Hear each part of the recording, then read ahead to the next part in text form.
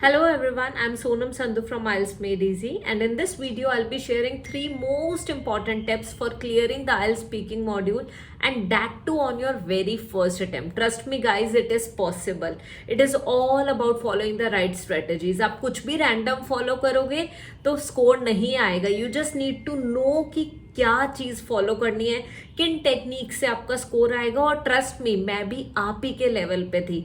मेरा भी ऐसा नहीं था कि स्पीकिंग मॉड्यूल में डे 1 पे ही मेरा वो लेवल हो, बैंड 9 वाला नहीं.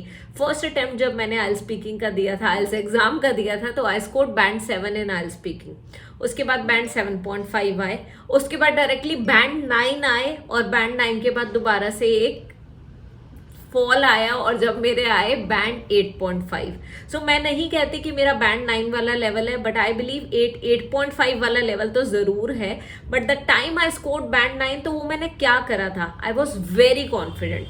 आई was not stopping. I stopped when the examiner stopped me. तो फॉलोअप क्वेश्चंस के आंसर इस तरीके से दिए कि जब तक एग्जामिनर ने नहीं रोका ना, तब तक मैं चुप नहीं हुई. और यही मैं आप लोगों को भी बताने वाली हूँ.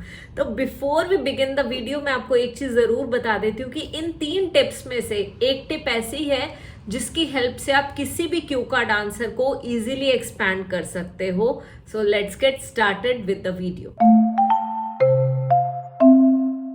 सो फर्स्ट ऑफ ऑल, जब हम आइल्स स्पीकिंग मॉड्यूल की बात करते हैं तो आइल्स स्पीकिंग में टोटल 3 पार्ट्स होते हैं. पार्ट 1 जिसमें इंट्रोडक्टरी क्वेश्चंस होते हैं, पार्ट 2 जिसमें हमारा क्यू कार्ड होता है जिसको हमने एक्सपैंड करना होता है, we have to speak in between 1 and 2 minutes, and part 3 होता है हमारे फॉलोअप क्वेश्चंस, जो हमने फॉलोअप क्वेश्चंस के आंसर्स को हमने एक्सपैंड करके आंसर्स देने होते हैं, लेंथी आंसर्स देने होते हैं, वो होता है हमारा पार्ट 3. नाउ प्रॉब्लम्स क्या आती हैं आइल्स स्पीकिंग मॉड्यूल में कि why the learners are not getting their scores, their desired band scores in the very first attempt. So सबसे पहली चीज जो लर्नर्स को है वो ये है कि they hesitate a lot while speaking. अब इसमें आप लोगों की भी गलती नहीं है. देखो, आप लोग हिंदी मीडियम से, पंजाबी मीडियम से या फिर गुजराती मीडियम से पढ़े हो, तो हमारी जो मदर टंग है, हमारी जो फर्स्ट लैंग्वेज है, वो हिंदी, गुजराती, पंजाबी ये है ना. जब हमारी फर्स्ट लैंग्वेज ये है तो हमारा मदर टंग इन्फ्लुएंस तो आएगा ही ना इंग्लिश में, which is not a big deal, कोई प्रॉब्लम नहीं है. बट हम लोगों ने हिंदी में, गुजराती में और पंजाबी में पढ़ाई करी, उस चीज़ की वजह से हम लोग उतने कॉन्फिडेंट नहीं है when it comes to speaking in English. So, but trust me, when I was in school, I did not have anyone to speak in English with, but I got inspired by my center head and basically the school principal है ना. So I got inspired by her because she was teaching us English when I was in class 11th and 12th. So that was the time when I got totally encouraged by her, the way she used to speak. So I started copying her. So it is all about imitating. हाँ, हमें नहीं आता, it's okay, you can imitate someone who speaks in English very well. That's what I started doing. So मैं आपको ये नहीं बोलूँगी कि you go back to the school days, वो possible नहीं है. But what do you need to do? आप simply imitate करना शुरू कर दो उन लोगों को, those who speak in English quite well. And for the same you can listen to podcast. ठीक है, स्पॉटिफाई पे जाके पॉडकास्ट सुन सकते हो, इंग्लिश लैंग्वेज वीडियोस देख सकते हो, इससे आपको काफ़ी हेल्प मिलेगी. बेस्ट इज पॉडकास्ट सुनो, बिकॉज उससे आपके लिसनिंग स्किल्स भी इंप्रूव हो रहे हैं स्पीकिंग के साथ साथ. एक तो आप इमिटेट करने का ट्राई करोगे the way that particular speaker is speaking in the podcast. Apart from that, you will try to understand every single word he is going to speak up, or he is speaking up there. So ये चीज़ आपने करनी है. ठीक है. So पहली problem हमने discuss करी कि हेजिटेशन क्या आती है, और बहुत ज़्यादा लर्नर्स हेजिटेट करते हैं. So the second problem is कि फ्लुएंसी नहीं है. आप लोग इंग्लिश में बात तो करते हो, but you are not able to speak in English fluently, and because of the same what happens कि एग्जामिनर को लगता है कि आप बहुत ज़्यादा नर्वस हो, आपका इंग्लिश लैंग्वेज में एडवांस लेवल नहीं है और आपके स्कोर्स कम आते हैं. अब इस चीज़ को कैसे ओवरकम करा जाए? देखो, फर्स्ट ऑफ ऑल, जैसा कि मैंने पहले बताया, पहली प्रॉब्लम बताई थी हेजिटेशन, उसका सॉल्यूशन दिया, पॉडकास्ट सुनो. अब उसी से रिलेटेड मैं आप सेकेंड प्रॉब्लम बता रही हूँ, फ्लुएंसी. अब इसका सॉल्यूशन क्या है? देखो, फ्लुएंसी आने के लिए ना आपको प्रैक्टिस करनी पड़ेगी. पिछले वाले पार्ट में तो आप सुन रहे थे बस.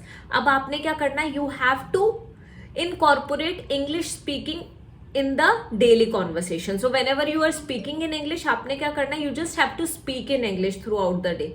आपने ये चीज़ करनी है डेली कॉन्वर्सेशन में English. Let's say you want a glass of water, so you just say can I have a glass of water.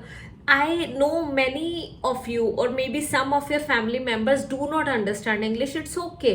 आप अपने mind में तो you can think in English, है ना?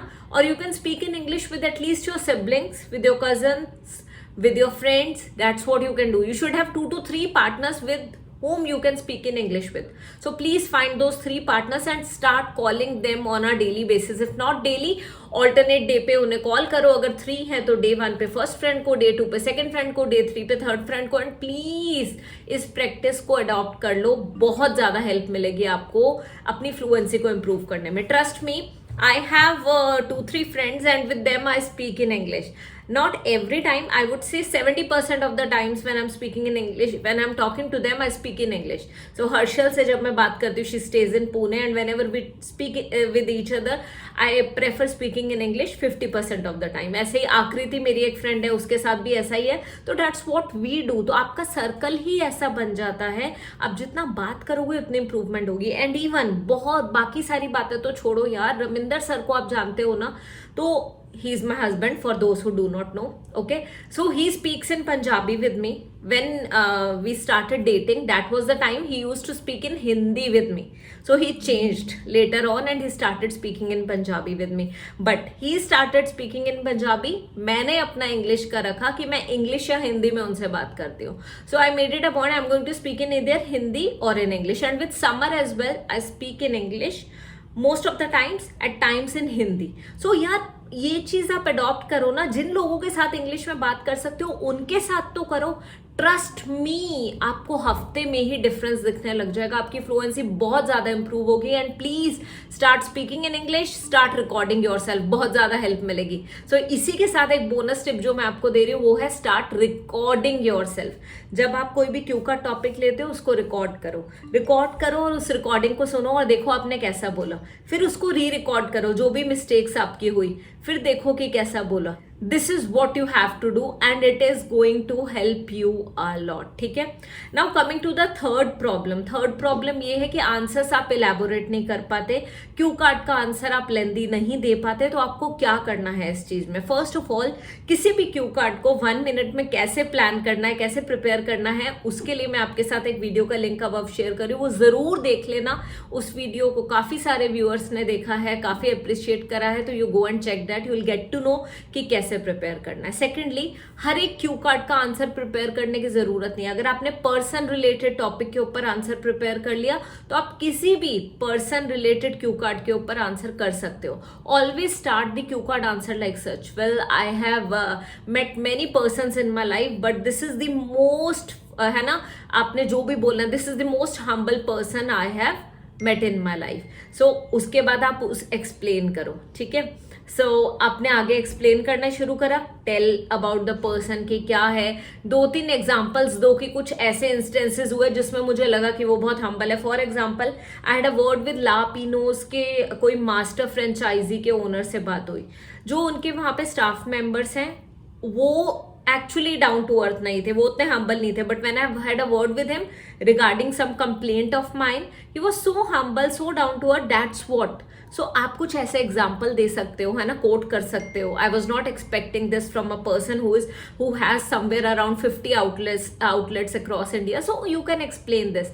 At last, whenever I talk about this, I feel nostalgic and I think I should also become like him. Okay, अब आप person की बात करो तो किसी से इंस्पायर हो गए ना, तो कुछ ऐसा आप एंड में बता सकते हो.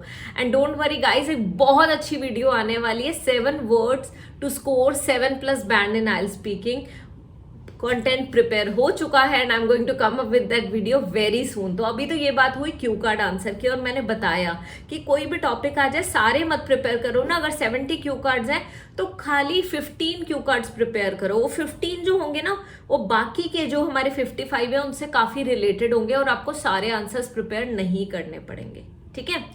सो अब coming to the last thing, ये तो हो गए हमारे बाकी की 3 चीजें. अब है फॉलो अप क्वेश्चंस. जब भी हम फॉलो अप क्वेश्चंस की बात करते हैं तो पार्ट 3 वाले जो हमारे क्वेश्चंस हैं उनको हम लेंदी आंसर नहीं कर पाते। और इसके लिए एक बोनस टिप यहाँ पे ये है, do not stop until the examiner stops you.